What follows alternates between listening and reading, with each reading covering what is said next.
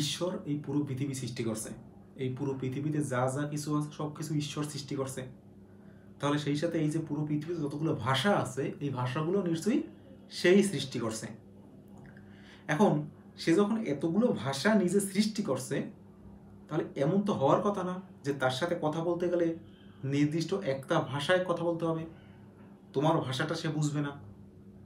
তুমি বাংলা বলো, বাংলা সে বুঝবে না। তুমি হিন্দি বলো, হিন্দি সে বুঝবে না। তুমি ইংলিশ বলো, ইংলিশ সে বুঝবে না। তোমাকে সংস্কৃততে বলতে হবে, সংস্কৃত শিখতে হবে তার সাথে কথা বলতে হলে। এমনটা কেন? এমন তো হতে পারে যে ঈশ্বর শুধুমাত্র সংস্কৃত জানে, সংস্কৃত ছাড়া অন্য কোনো ভাষা জানে না। এটা তো হতেই পারে না, কারণ আমি সামান্য মনুষ্য। আমি যদি 3টে ভাষায় ফ্লুয়েন্টলি কথা বলতে পারি, 5টা ভাষা যদি আরও আমি শিখতে পারি, তাহলে ঈশ্বর কীভাবে একটা ভাষায় শুধুমাত্র কথা বলতে পারে, বা ঈশ্বরের কীভাবে একটা ভাষাই শেখা থাকে? পসিবল? পসিবল না। আবার এটাও চিন্তা করে দেখো, ঈশ্বর যদি তোমাকে সৃষ্টি করে থাকে, তাহলে ঈশ্বর কি এমন কোনো কন্ডিশন দিতে পারে?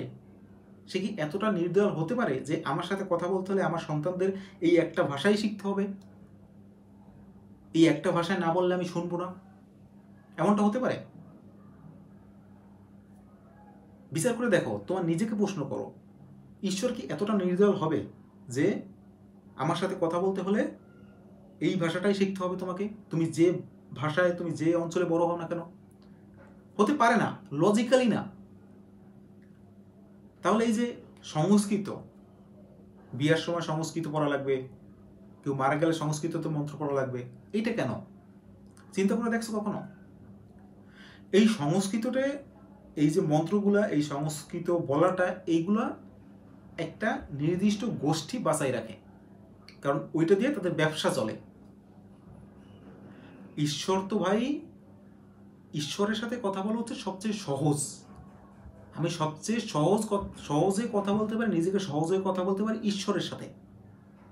পৃথিবীতে এমন কেউ নেই যার সাথে আমি এত খোলাখুলি কথা বলতে পারি।